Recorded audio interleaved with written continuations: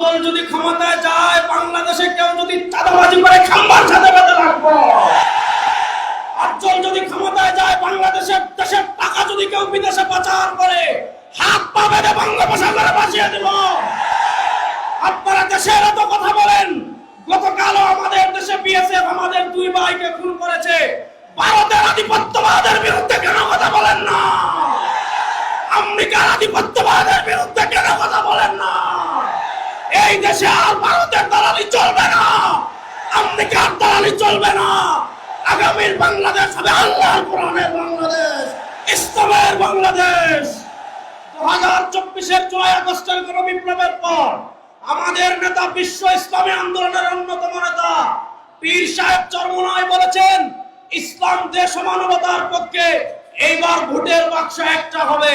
পীর সাহেব চরমোনাইয়ের আহ্বানে আপনারা দেখতে পাচ্ছেন সারা বাংলাদেশে ইসলামের নতুন জোয়ার তৈরি হয়েছে।